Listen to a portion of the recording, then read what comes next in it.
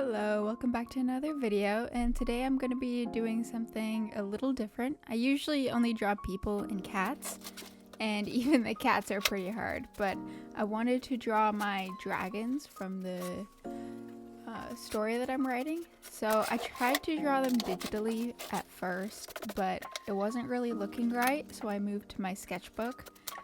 I also found some references of dragons because I used to know how to draw them. I don't really know how to anymore, so I had to reteach myself.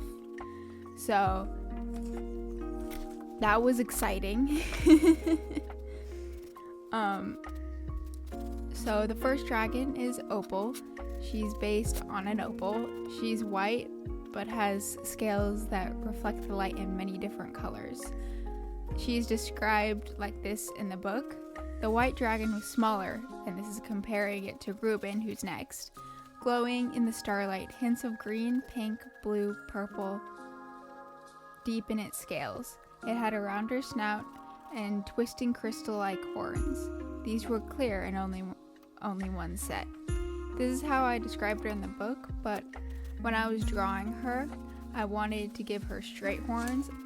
That's just how I always imagined it and how I thought it would look better compared to the rest of her design. She is very reluctant to trust. She starts we don't even see her, we hear her because she's growling at them, telling them to go away, all the characters. But yeah, that's how she starts out. She's bonded to Lydia, but only because she has to. And one of the character arcs, or the relationship arcs, is they learn to trust each other, and I think that's one of the things that I'm most excited to write about. Considering it's one of the first things that happens, I'm almost done with it, and I think it's turned out really good. But I'm still kind of working out the kinks, but that's what I've got so far. The next dragon is Reuben. Reuben is bonded to Josh, and they're best friends because Josh deserves nothing less. Reuben is red, and I took the twisting horns from Opal and gave them to her. She's described like this. Red eyes glittered. It was bigger than cobalt. The underbelly glowed red in the darkness. The spikes and horns down its back were darker, as in a darker red. She's the heart of the team and playful and ready for adventure. I think it's kind of hard to describe her relationship with Josh, but it's they're just best friends. Immediately, Reuben protects Josh from Opal, who tries to attack him, and that's how they bond. She's like, no, he's my friend, leave him alone. And yeah, I think they're the best. I love them. I love those two. They're the wholesome friendship yeah, that's a good way to put it. The next one is Cobalt. Cobalt is the first dragon introduced. He has a brief appearance at the beginning of the book, and it's our first introduction to the world and the fact that it's a fantasy world, and it's not they got teleported into some random forest on the same planet. It's a completely different planet. And this is how he's described in the book.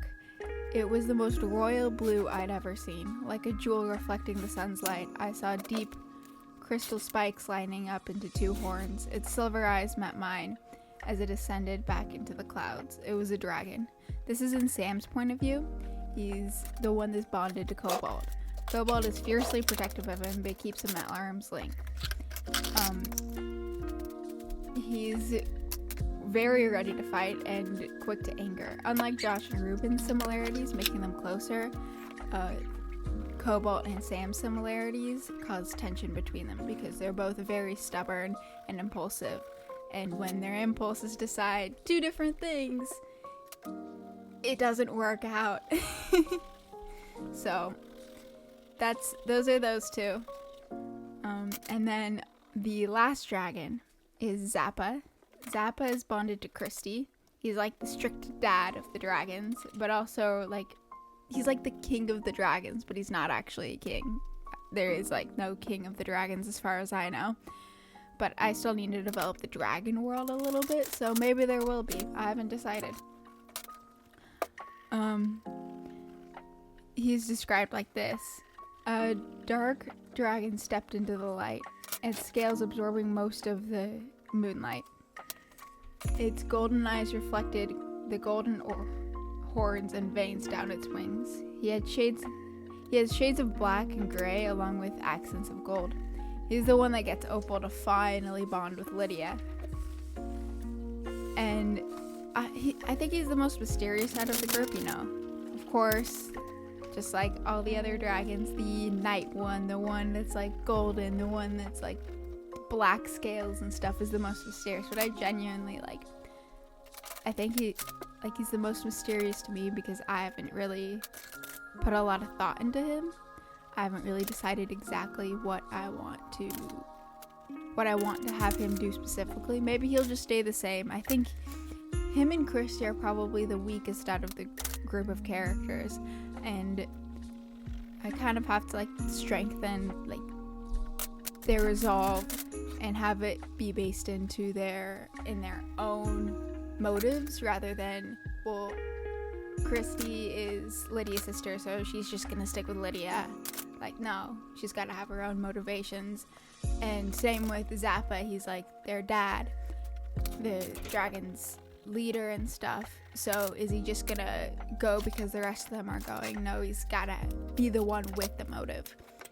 And I haven't really figured out what that is yet. So if you guys have any ideas on how to figure that out, I'd love to hear them. But I think, yeah, Zappa's probably the hardest one.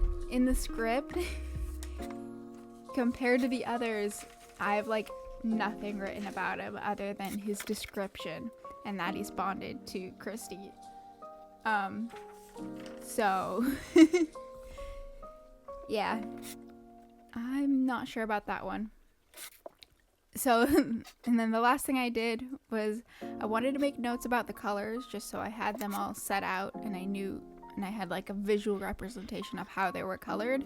So I pulled out my colored pencils and I colored them in with all the different colors. And then for like blue for Cobalt, red for Reuben, black for Zappa, and